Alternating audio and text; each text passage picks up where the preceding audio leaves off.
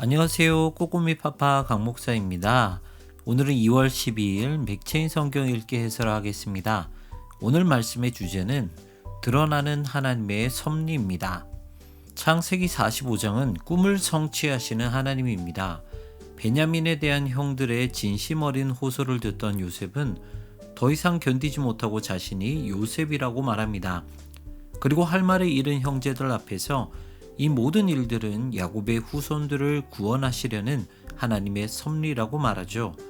하나님의 구원 역사는 단지 그들의 생명을 구했을 뿐만 아니라 오랫동안 깨어져 있었던 야곱의 가족까지 화목하게 회복시키셨습니다.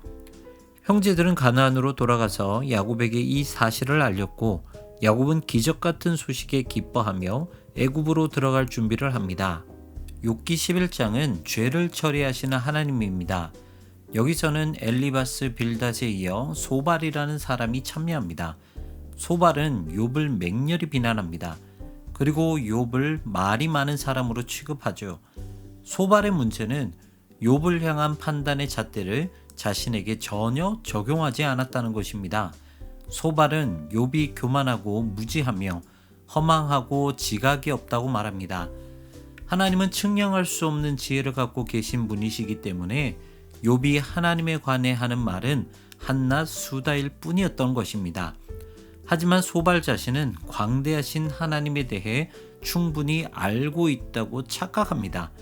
그는 욥이 회개하고 돌이키면 하나님께서 그에게 복을 베푸실 것이라고 자신 있게 말합니다. 하지만 이렇게 복을 얻기 위해 하나님께 매달리는 것은 사탄이 욥의 고난을 통해 얻고자 함이었다는 것을 모르는 무식한 진단이었다는 것이죠. 이처럼 소발은 가장 지혜로운 척했지만 가장 어리석은 사람이었던 것입니다.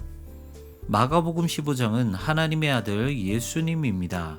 예수님이 십자가에 죽으셨습니다. 예루살렘에 화려하게 입성하신 예수님께서 십자가 위에서 초라하게 죽임을 당하셨습니다. 제자들은 흩어졌고 유대인들은 욕을 하고 로마 군인들은 예수님을 조롱하였습니다. 겉모습으로는 예수 공동체의 해체로 보입니다.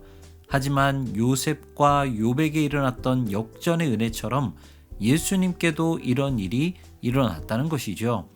이것이 바로 하나님의 지혜입니다.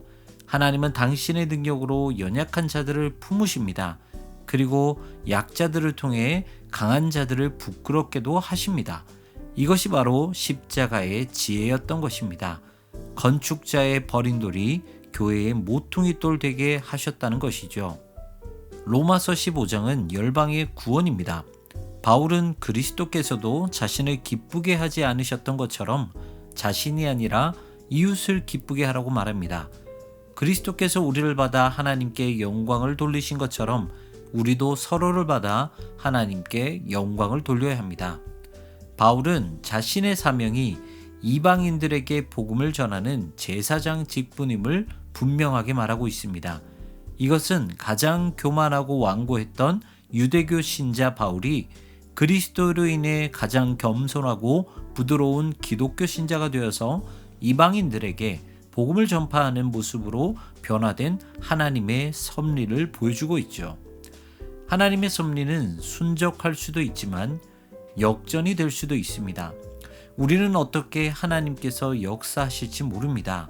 하지만 하나님의 섭리는 선한 길임을 잊지 말아야 할 것입니다. 오늘도 하나님의 섭리를 기대하는 여러분 되시기를 소망합니다.